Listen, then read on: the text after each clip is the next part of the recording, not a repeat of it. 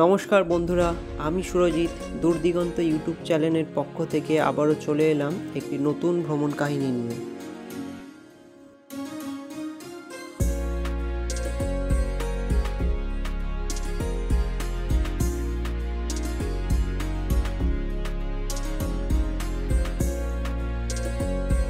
কর্মব্যস্ততার জন্য অনেক দিনই কোথাও ঘুরতে যাওয়া সম্ভব হয়নি, তাই এবারে মৌমিতা ফেসবুক স্ক্রল করতে করতে হঠাৎই বলল, চলো 15ই আগস্ট ভ্রমণিকার সাথে একদিনের জন্য ঘুরে আসা যাক।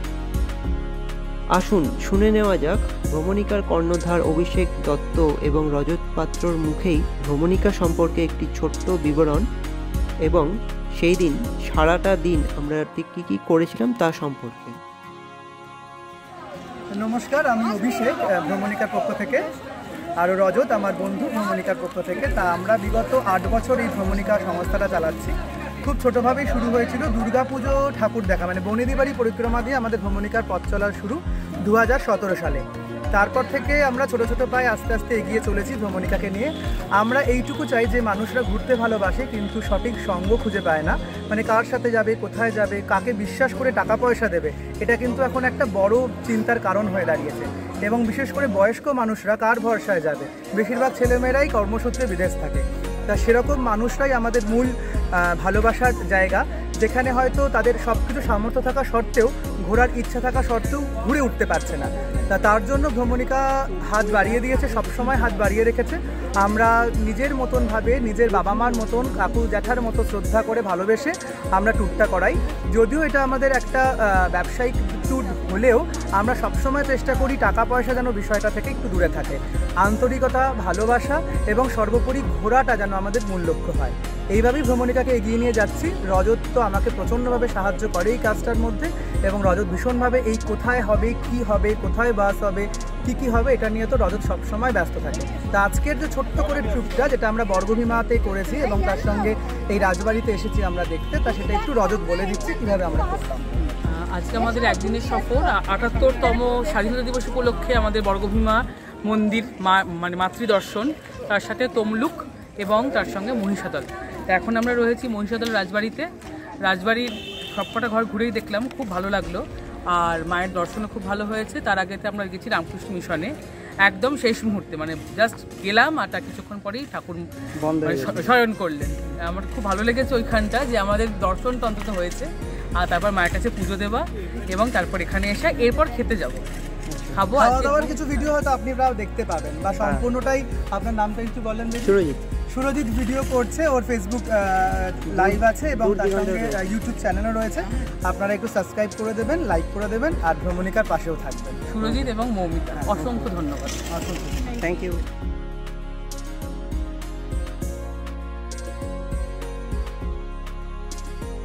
চ্যানেলে যারা নতুন তাদের উদ্দেশ্যে একটি অনুরোধ, সাবস্ক্রাইব করে পাশে থাকা বেল আইকনটি ক্লিক করে নেবেন, যাতে আগামী দিনে আরও নতুন নতুন ভিডিও আপলোড করলে নোটিফিকেশনটি আগে পেয়ে যাবেন।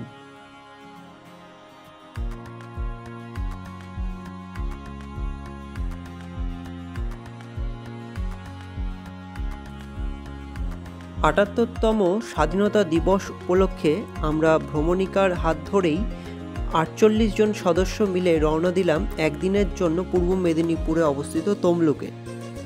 এই ভিডিওটিতে দেখবেন তমলুক রামকৃষ্ণ মিশন, 51 সতীপীঠের অন্যতম বর্গভীমা মন্দির, তমলুক রাজবাড়ি, মহিষাদল রাজবাড়ি এবং শেষে পাকুড়িয়া সালাসার হনুমান মন্দির। আমাদের যাত্রা শুরু হয় ডানলপ বাস স্ট্যান্ড থেকে, তবে ভ্রমণিকার বাসের স্টার্টিং পয়েন্ট ছিল শ্যামবাজার থেকে। বাসে উঠেই আমাদের ওয়েলকাম ড্রিঙ্কস এবং ব্রেকফাস্ট দেওয়া হয়। বাসের উইন্ডো সিটে বসে ব্রেকফাস্টটি সেরে প্রকৃতির দৃশ্য উপভোগ করতে করতে আমরা পৌঁছাই কোলাঘাটে।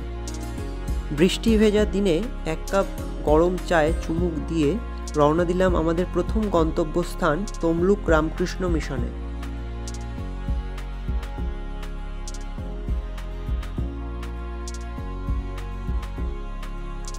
বাস আমাদের নামায় তমলুক রাজবাড়ির ঠিক সামনের মাঠে, এবং সেখান থেকে ভ্রমণিকা টোটো বুক করে দেয়।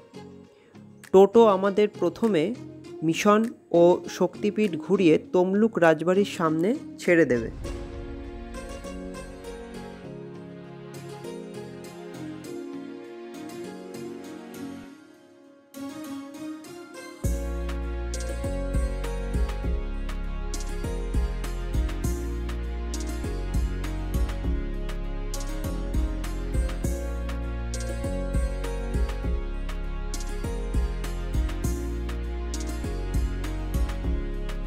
পৌঁছালাম আমাদের প্রথম গন্তব্য রামকৃষ্ণ মিশন।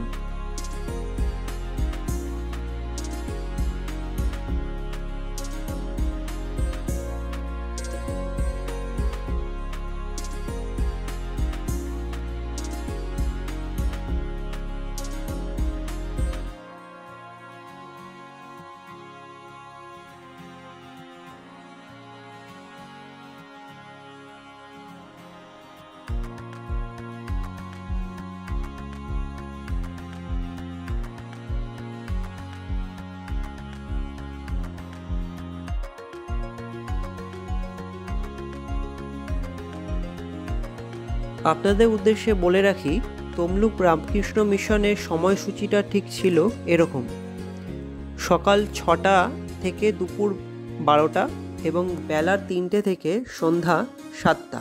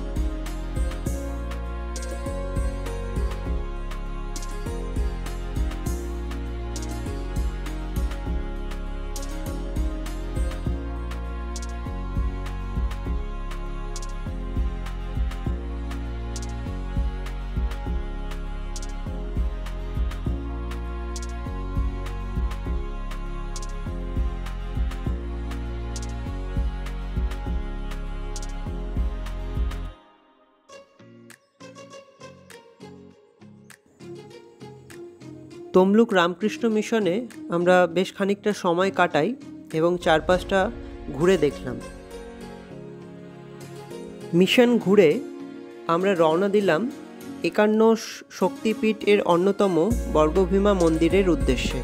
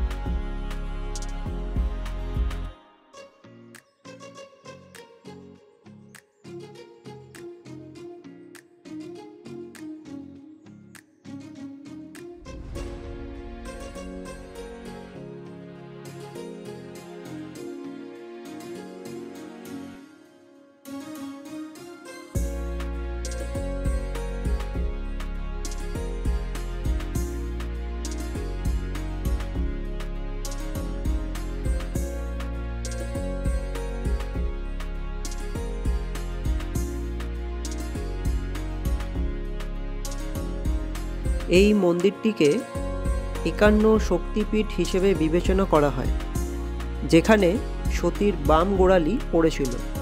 মন্দিরটিকে পশ্চিমবঙ্গ সরকার হেরিটেজ সাইট হিসেবে ঘোষণা করেছে। বর্গভীমা মন্দির পশ্চিমবঙ্গের তমলুক, পূর্ব মেদিনীপুর শহরের কেন্দ্রস্থলে অবস্থিত।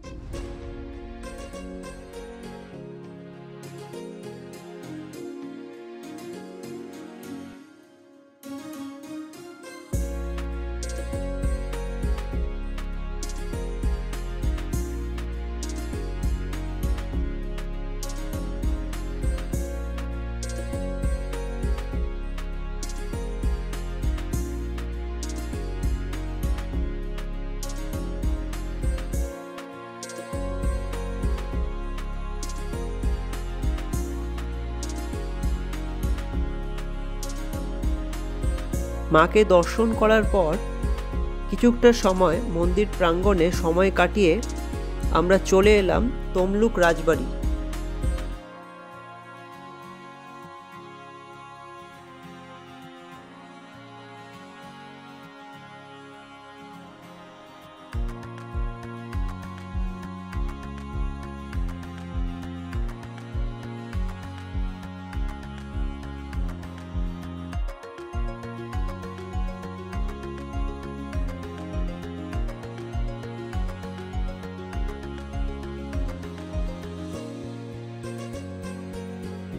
তবে তমলুক রাজবাড়িতে এসে আমি অনেকটাই হতাশ।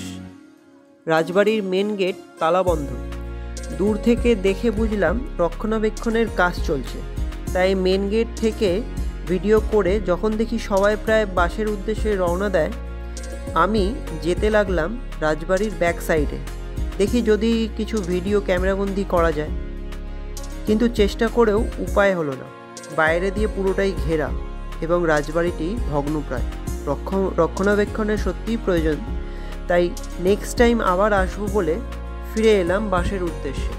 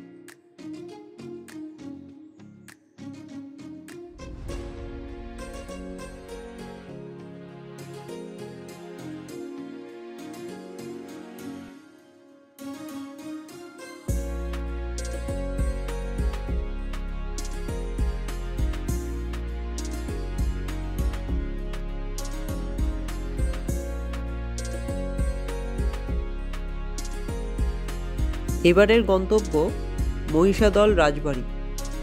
সড়ক পথে তমলুক রাজবাড়ি থেকে মহিষাদল রাজবাড়ির দূরত্ব 19 কিলোমিটার। পর্যটন কেন্দ্র হিসেবে মহিষাদল রাজবাড়ি বেশ জনপ্রিয়। রাজবাড়িতে প্রাচীন আমলের দরদালান থেকে শুরু করে রাজার পালঙ্ক সেই আদলেই সাজানো হয়েছে।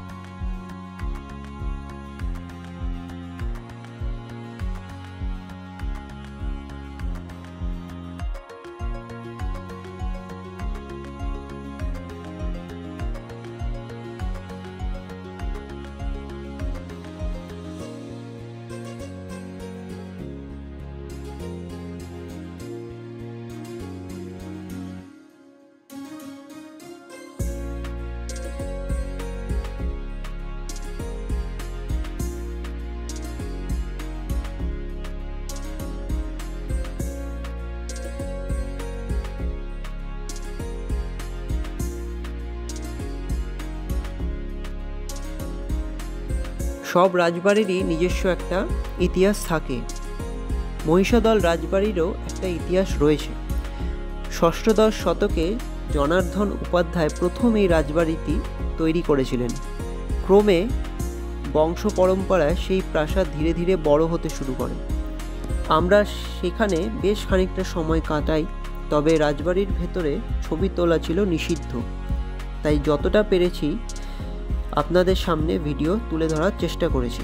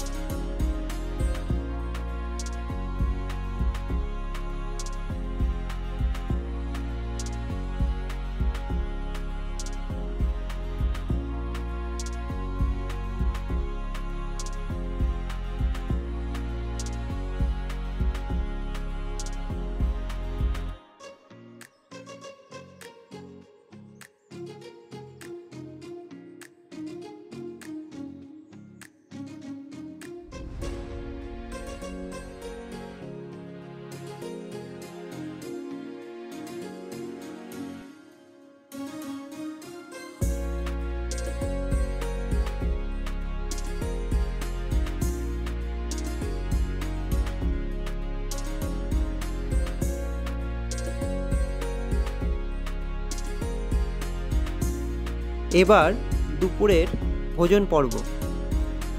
ভ্রমণিকার পক্ষ থেকে মধ্যাহ্ন ভোজন করানো হয়েছিল আমি বাঙালি রেস্টুরেন্টে, যার খাওয়া দাওয়ার সমস্ত পর্বই খুবই সুস্বাদু ছিল।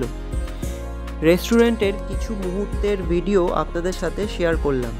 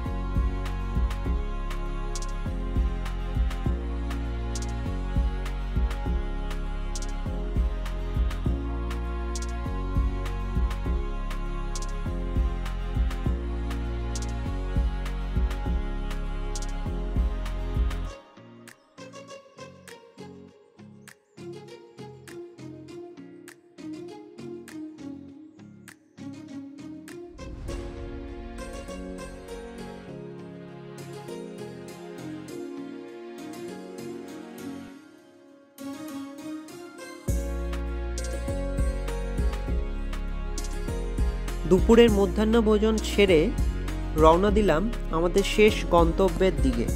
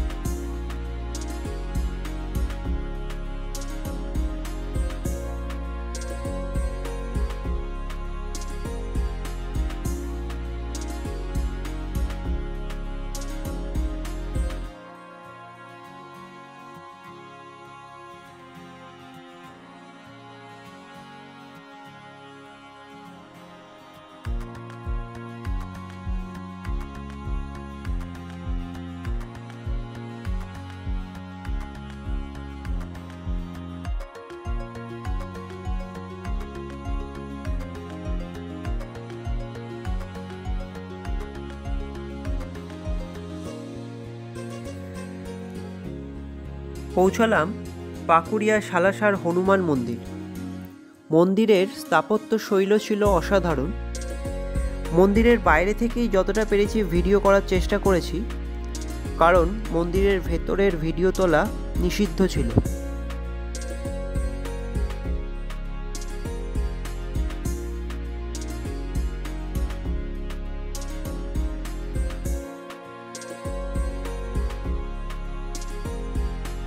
ভ্রমণিকার তরফ থেকে একদিনের এই ট্যুরটি বেশ ভালোই লেগেছে আমাদের।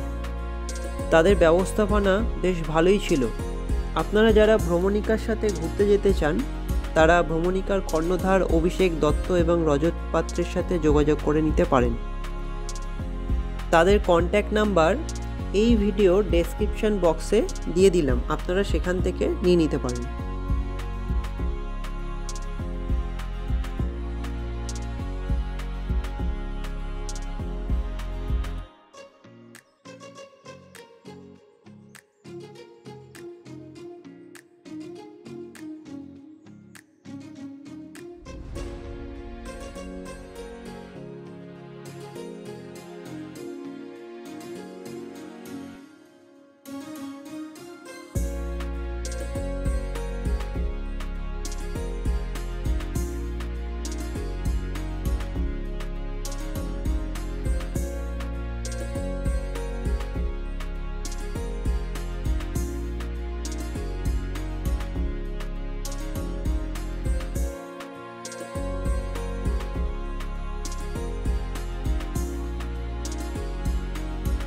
আজকের ভিডিও এখানেই শেষ।